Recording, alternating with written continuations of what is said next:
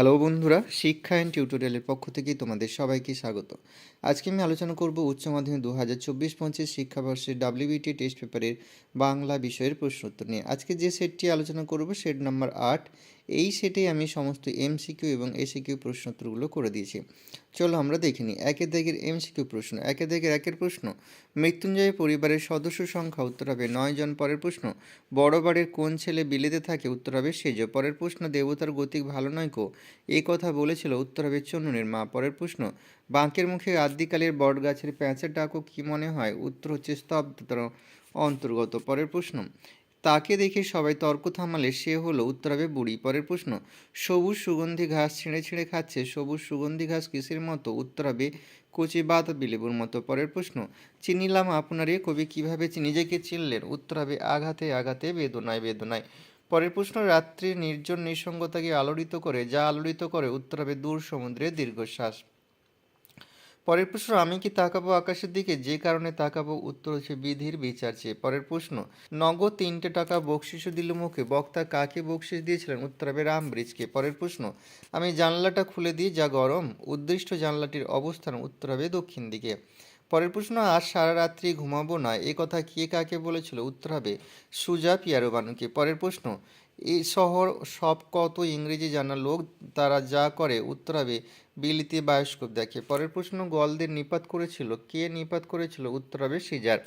পরের প্রশ্ন, অথচ সে বেঁকে বসলে সবাইকে ঝক্কি পোয়াতে হবে, এখানে সে হলো, উত্তর হবে মর্দানা। পরের প্রশ্ন, বাংলা ভাষায় গজল রচনার পথিকৃৎ ছিলেন, উত্তর হবে অতুল প্রসাদ সেন।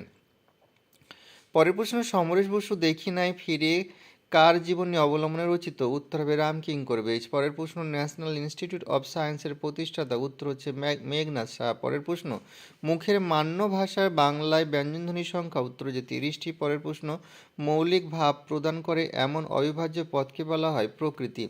এবারে এসিকিউ প্রশ্নগুলো দেখব। 2 দিকের একের প্রশ্ন, আজ চোখে পড়ল প্রথম চোখে প্রথম প্রথম চোখে চোখে প্রথম কি পড়েছিল, উত্তরে প্রখ্যাত কথাসাহিত্যিক মানিক বন্দ্যোপাধ্যায় কে বাঁচায় কে বাঁচে গল্পে প্রথম ফুটপাথে অনাহারে মৃত্যু দৃশ্যচোখ মৃত্যুঞ্জয়ের চোখে পড়েছিল। পরের প্রশ্ন, খুবই অদ্ভুত কথা, অদ্ভুত কথাটি কি, উত্তর হবে মহাশ্বেতা দেবীর ভাত গল্পে প্রশ্নধৃত অংশে অদ্ভুত কথাটি ছিল বড় পিসিমার বিয়ে হয়নি। পরের প্রশ্ন, অলস সূর্য এঁকে দেয়, এখানে অলস শব্দ ব্যবহারের কারণ কি, উত্তর হবে সমর সেনের মহুয়ার দেশ কবিতায় সন্ধ্যার অস্তগামী সূর্য দিনের কাজ শেষ করে বিশ্রামের অপেক্ষায় থাকে বলে কবি অলস শব্দটি ব্যবহার করেছেন। পরের প্রশ্ন, চোখ তো সবুজ চাই, চোখ সবুজ চাই কেন, উত্তর হবে কবি শক্তি চট্টোপাধ্যায় আমি দেখি কবিতায় প্রশ্নধৃত অংশে চোখ সবুজ চাই কারণ আরোগ্যের জন্য সবুজের অত্যন্ত দরকার। পরের প্রশ্ন, কেন তবে লেখা কেন গান গাওয়া, লেখা গান গাওয়া নিয়ে কবি প্রশ্ন তুলেছেন কেন। পরের উত্তর হচ্ছে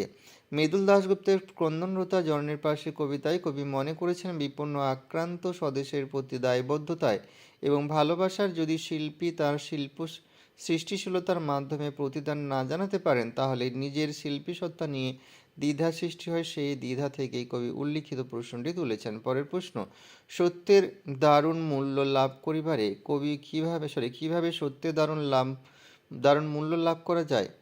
রবীন্দ্রনাথ ঠাকুর রূপনারায়ণের কুলে কবিতায় কবির মতে সত্যের দারুণ মূল্য অর্থাৎ প্রকৃত মূল্য লাভ করার জন্য আমৃত দুঃখের তপস্যা করতে হয়। পরের প্রশ্ন, এক পুরনো বাংলা নাটকে দেখি কি দেখেন, উত্তর হবে নাট্যকার সৌমিত্র একটি পুরনো বাংলা নাটকে দেখেছিলেন যে লেখা আছে রাজা রথারোহণম নাটায়তি অর্থাৎ রাজা রথে আরোহণ করার ভঙ্গি করলেন।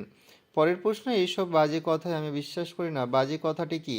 অজিতেশ বন্দ্যোপাধ্যায়ের অনুদিত নানা রঙের দিন নাটকে দর্শকের হাততালি, খবরের কাগজে প্রশংসা, মেডেল সার্টিফিকেট এবং নাট্যাভিনয় একটি পবিত্র শিল্প, এইসব মন্তব্যকে অভিনেতা রজনীকান্ত চট্টোপাধ্যায় বাজে কথা বলেছেন। পরের প্রশ্ন, হাসির নাটক করতে হবে এমন বলার কারণ কি। সৌমিত্রের বিভব নাটকে হাসির নাটকে দারুণ বক্স অফিস অর্থাৎ দর্শকের চাহিদা বেশি থাকার জন্য বহুরূপীর সম্পাদক হাসির নাটক করতে বলেছেন। পরের প্রশ্ন, অথবাদি একে একে সব পার হয়ে যেতে দেখলুম, কি কি পার হয়ে যাওয়ার কথা বলা হয়েছে। অজিতেশ বন্দ্যোপাধ্যায় অনুদিত নানান রঙের দিন নাটকে অভিনেতা রজনীকান্ত চট্টোপাধ্যায়ের যৌবন, আদর্শ, শক্তি, সম্ভ্রম, প্রেম, নারী পার হয়ে যাওয়ার কথা বলা হয়েছে। এখানে ব্যাপারটা মেজাজ বিগড়ে দিল, কথকের মেজাজ বিগড়ে দিয়েছিল কেন।